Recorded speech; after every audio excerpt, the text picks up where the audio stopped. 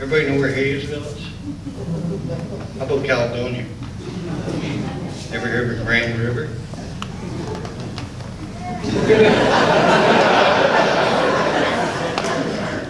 How about the Hagersville Tire Party? Remember that? No? You don't exist. Anyway, I drew the short straw, so I'm here first. My co-host, or Jeff Forrest, himself, is speaking as well. He ruined the first part of my presentation by censoring the whole thing. So I gave in. Like I always do. I'm Canadian. Hey? We don't say hey, you can't. Anyway, this is from Brother Greg. These are all written by my brothers. They all certainly couldn't make it here for various reasons, but Jeff and I managed to sell a few newspapers and pencils and apples and stuff. 2 Sundays in a row. Here we are. Everyone's recollection, this is from Greg, okay? Everyone's recollection brought back vivid memories of my time with Dave. David was never shy about expressing himself, either with disdain for those who have done something wrong, or for those he admired for doing things right. Greg's brother Dave was a term that stuck with Dave through his later years in high school, and it drove him nuts. And I'll explain why. Greg's brother Dave gave me special pause as the Hamilton Spectator, which is our local rag newspaper, whatever you want to call it. We now call it the Spectator because you want to find out what happened last week. They've got it today. Gave me special pause as the Spectator wrote this many times when articles appeared in their paper of the Higson boys' exploits on the football field. Dave and I were teammates at Hill Park Secondary, and for David's last 2 years, I was the quarterback. Keep in mind that prior to Greg's arrival, Dave was the quarterback. Greg beat him out for the quarterback position. Dave and I were teammates. I was the quarterback and he a fullback and defensive linebacker. He was really good, but the success of the team always seemed to bring accolades to the quarterback position. Nothing's changed. Even when other teammates deserve more recognition for their efforts, Dave never seemed to mind that I got more credit than I think I deserved, and David might have been my toughest critic, but he was also my biggest fan.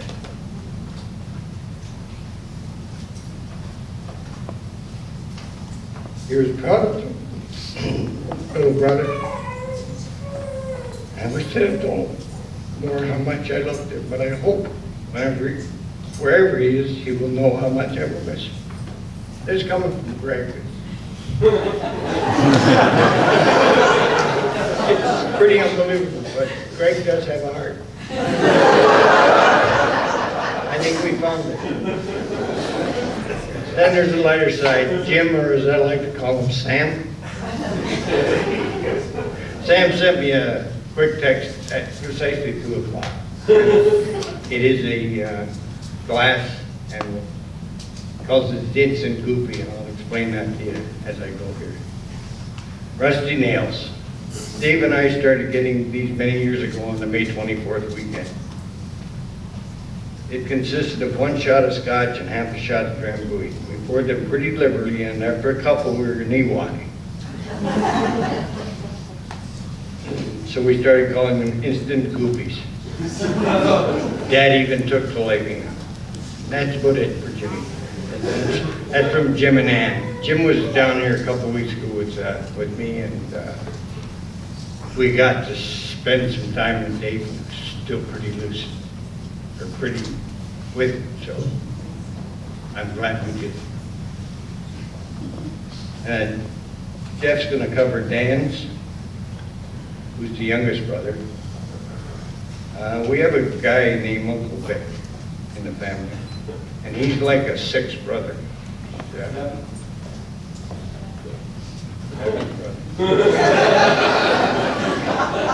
I did. Well, you get up here, smart ass.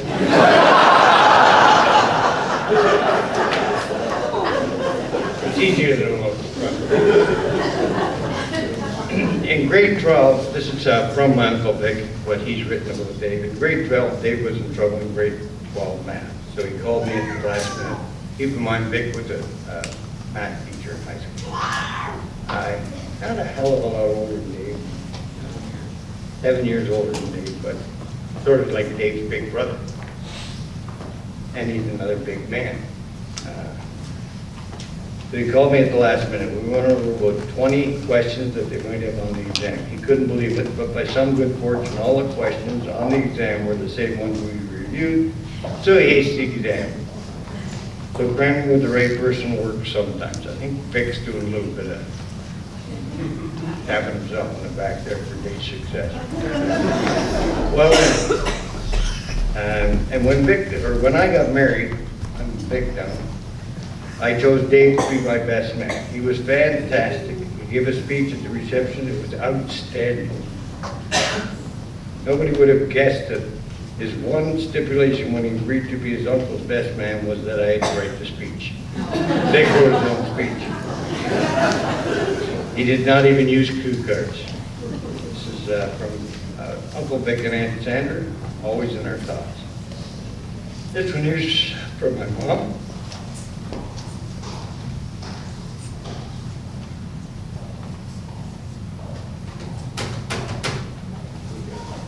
Yeah. Mom, understandably, couldn't contribute all she could muster. Dave was her firstborn, and he always called her Marnie. We all know that Mom really cherished Dave's previous phone calls, visits, overnight stays when he was in town. I really do miss your son. Love your Mom, Marnie. Then you get to mine. And it's too long, but what the hell.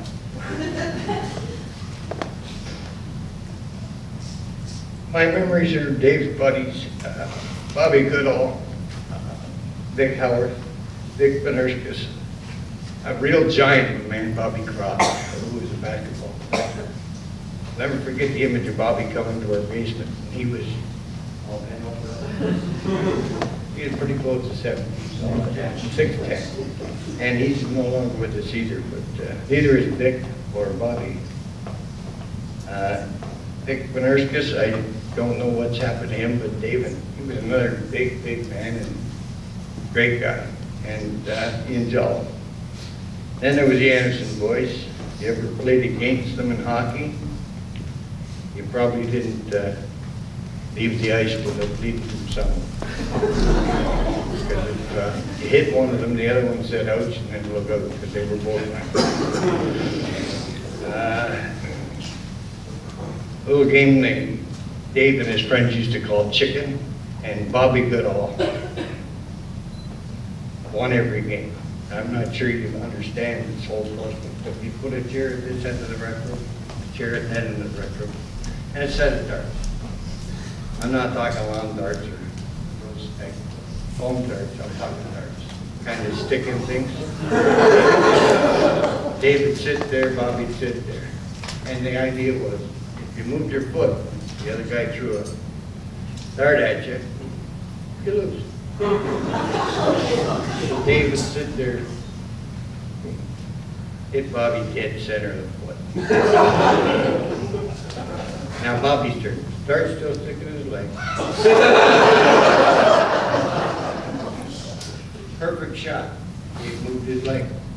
Bobby said, you can't do that. Dave said, you're right, you will.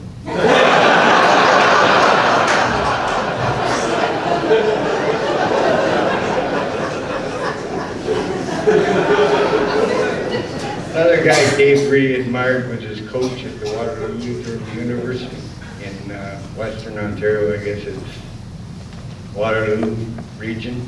A guy named Tuffy Knight. And he wasn't any taller than me, not that tall, but a big man and tough as nails. And I just remember Dave coming home with many stories about Tuffy, so I'm not sure Tuffy's even still with us. And the football games, go Laurier, go. all I meant by that, but it's there. Then Dave, if we were really lucky, when Mom and Dad go out, Dave would be the babysitter. You gotta remember there's myself, Jeff, Dan, and Jimmy. We were all pretty much a year apart. And Jeff and I are, they say we're twins.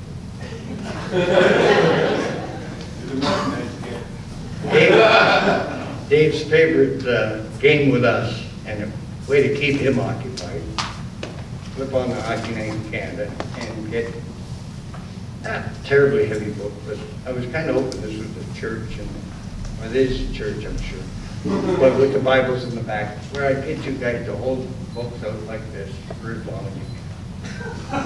And they don't need to be that heavy, trust me. But you got a couple books, you got one in each arm, and you just help them. Dave, what? It's going to build your strength and character. Trust me on that. So you stand there and stand there and stand there, and it hurts. After a while, the shoulders are starting to go, the arms are starting to go. Start to lower. Dave, look at you, Dave. No move. Dave, telling me, well, you're not going to like what's coming next, because if you drop them too early, guess what? He'd ask you to tighten your stomach as tough as you could, you know, and then punch. So now you got a choice of either my arms are dying or I'm going to be winded. Now, which poison pill do you want? The old Ford Galaxy, I'll never forget that car. I believe your guy's dad, Daryl, sold it to Dave or gave it to him. But Dave loved that car. Shooting around town, a yellow convertible. I remember coming home from Hatches. Same day, he taught me how to gamble, but there's Dave coming down the street in that Cadillac, and I'm running home like hell, and I see my brother Dave. I like the guy. And I was a little pissed about chase around all my brothers, like baseball, hockey, I was at every damn game. No apparent reason, but I had nothing else to do, I guess. Life lessons. Dave was great at life lessons. Me running home, he taught me. I was telling him how I made 35 cents or something the other night gambling. And one of the friends I was could we shoot pool for a quarter and all that good stuff. I was pretty good card player, I thought. So Dave said, well, sure, we'll play. We sit down, just him and I, playing at the dining room table. I got my $1.50 from my paper money. And Dave sits there and goes, he won every hand. I said, he's going to give you, yeah. I said, but it's my favorite. He said, you gambled. I said, but Dave, he said, no, give me any evidence. It's funny his pocket. He walked away. He said, look, it's stupid. He said, one thing you got to learn about gambling. It's the guy with the most money to start wins, because he's going to gamble. And I had a lot of money. Dave was the chart account. I had my paper. He kicked my ass and put me in my hand. But it was one of life lessons. I don't think I've gambled since.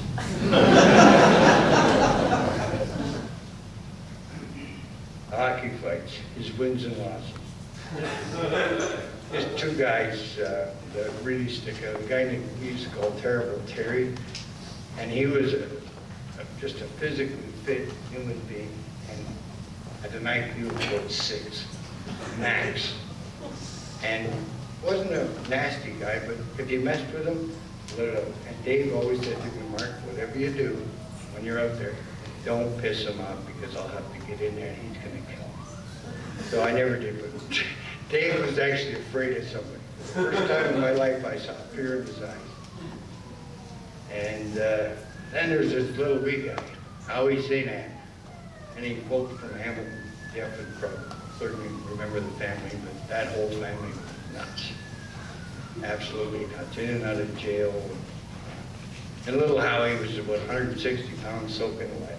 Dave was that big. Big guy. And Dave was fabulous in a fight that lasted 9 or 10 seconds. And he usually won. He usually won. That's how long it took him to muster up enough. Bang, bang, and this one's over. And his worst feared words during a hockey altercation was listen to Maynard and Brownridge were the referees. And this is full contact hockey, industrial league, and we didn't really give a shit about too much of it. We got to win this game, standing cups on the line, big bucks. And it was really, we're all heading to the Teddy Green's in the West End, and hoist back several to replenish the body's fluids. But anyway, little Howie and Dave clobbered somebody, and little Howie comes over, he's going to stick up for the guy Dave clobbered. And I thought, this is going to be ugly. He's going to have this kid put in no time. Well, Dave swung this, swung again, and now he's out of gas. This little guy just climbed all over Dave and did a number on him. And I said, Dave, did you never hear the story of Mark Twain's quote? He said, what's that? I said, it's not the size of the dog in a fight, but rather the size of the fight in the dog.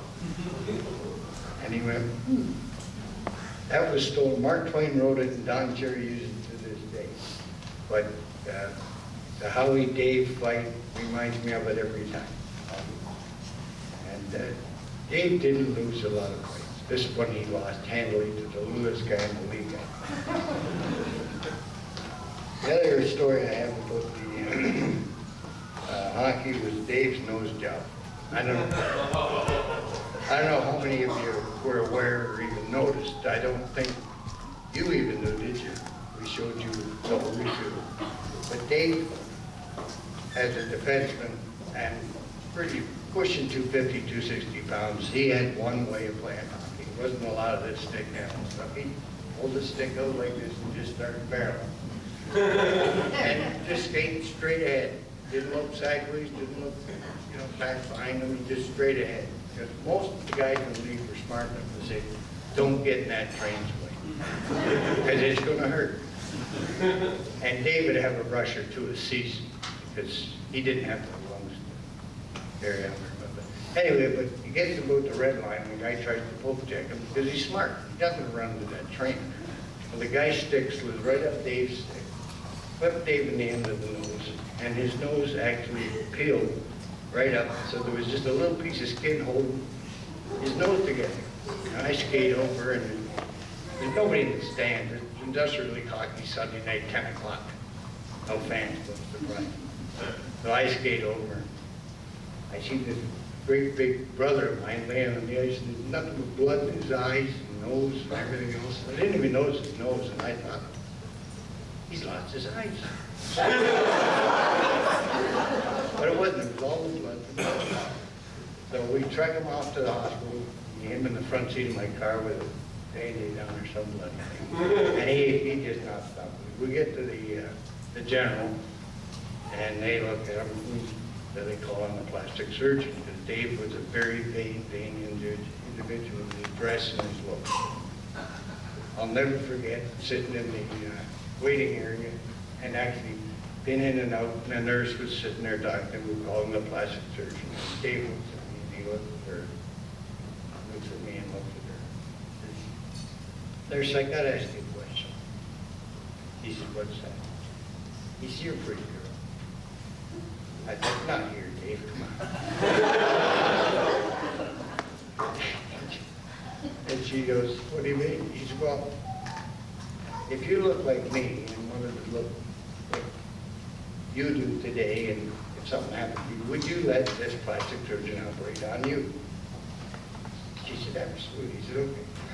Go ahead. And they did a terrific job with his nose, because after months of healing, he did look normal again.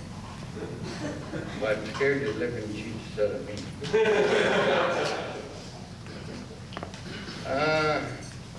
Another tough part of my life was just a few weeks ago at Dave's condo. Oh, sorry, I skipped something. My overseas assignments. A party on Watson's Lane in Dundas.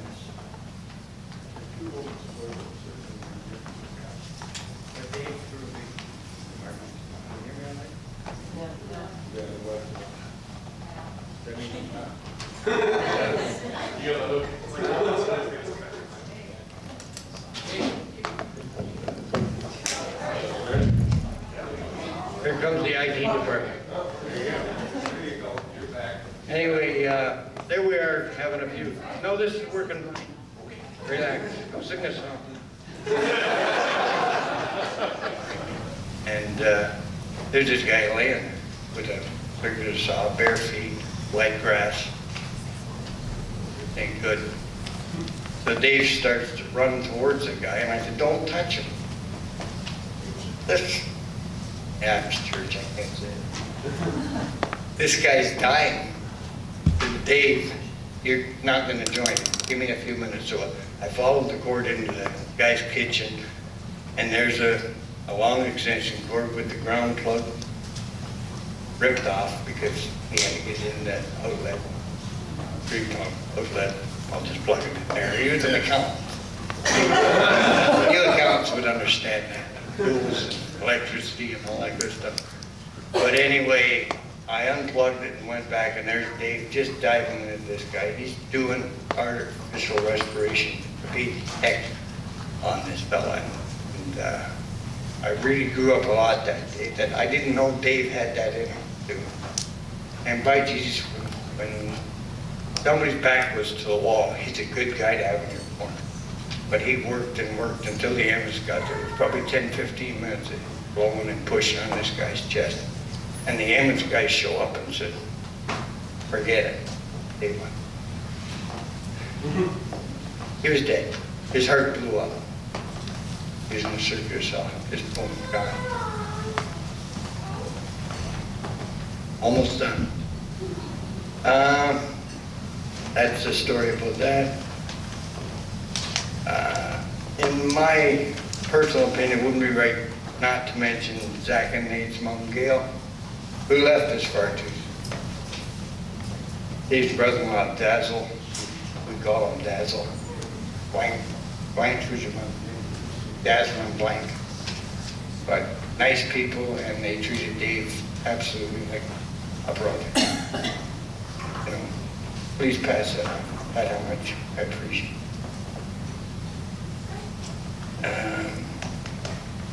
Matter of fact, Dave and Stephen are here today to pay tribute to their uncle, Dave, representing the Hayes family.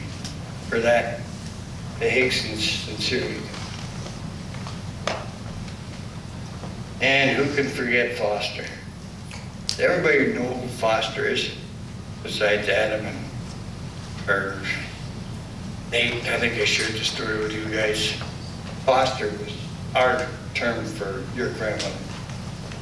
Only because of her voice, sounded just like Foster Hewitt, Auntie Night in Canada. And not a time goes by where I listen to old tapes of Foster that I don't think of your mom or your grandmother, because she was just spitting him. Jowl was the same, the aunt was the same. Anyway, she's also passed on. I'm going to skip a few because preacher's getting mad at me. Preacher or priest? Who? Got that. Many trips up north. His scary side. Dave did have a scary side. Lake polluters. Guys that go by us in a boat and throw a styrofoam cup in, and the words that come out of Dave's mouth were absolute. They make a sailor blush. The guy that hit him, we were at a little car rally up on Highway 20 in Mud Street, and with just a stock car race. Dave took me and Mom and to the rally, and on the way out, somebody clunks Dave in my rear end. I thought, the little guy in the back seat says, Dave's pride enjoyed TR6, and some guys. Well, Dave got out of the car, and I thought, this isn't going to be pretty. All he did was give the guy a lesson in every verbiage, legal and English language. Anybody that knows Dave knows what I'm talking about, because when he let loose, he let. His cool hand looks, and recently his phone call to Gloria, my wife, and all he wanted was a box of Belgian cookies and a couple bundles of $20 bills. Just stick them in the mail and I'll get them. So she calls me, I was working that day, and I said, Dave just called me. So anyway, our last trip I did get us bells and cookies, but I had to bundle $20 bills at the border, but it was confiscated. That's what I told Dave anyway. His cool hand, Luke smile. Everybody's mentioned it. It's there, all right? Anybody that hasn't seen the Cool Hand Luke movie would understand, or that has seen it would understand what I'm saying. It was that dry little smile, and it lit up a room. It really did. And you could see it whenever the grandkids are around, and Dave's happy moments. Because a lot of times you wonder if he's managed or just had nothing to say. And 99% he just had nothing to say. And kids, the grandkids, when he sees them, just 3 weeks ago, when that little girl showed up, it is a girl. The glow on Dave's face was phenomenal, absolutely phenomenal. So the Higson clan would also like, oh, I'm sorry. The toughest thing I've ever heard from Dave or anybody in my life was his last question to me. And this was down at Dave's house just a couple weeks ago, and he looked at me square in the eye and he said, boy, what I mean. Anyway, he's at peace now. And that was his gift his birthday gift to me. We're supposed to be sad, but after watching him while we're down here, his quality of life was just not there. Wasn't there. He died on my birthday. That was a nice gift, because I knew he was in pain no more. And the Higson clan would like to thank Dale, Nate, Courtney, Zach, Katie, and the Down and Dirty Boys, Nitchin and Josh. It's you guys. I don't know how you did it. Jimmy and I, as soon as the dirty deed needed to be done, we found some reason to go to the store. Gotta go. Before, I don't know, but we'll be back with you. We witnessed firsthand that it was not an easy task for you folks, and we all thank you, the whole Higson bunch. And then, closing, please do not remember how my big brother died, but how he lived. Man, did he know how to live? In closing, for those who choose, have a goofy. Get a little goofy. Giddy up. I'll miss you, big fella. Rest in peace. I have a poem here, but I'm not going to read it. I didn't write it. Some person named Anon wrote it, which means author unknown, I think. Anyway, thank you all for coming and paying respects to my brother Dave. Really appreciate it.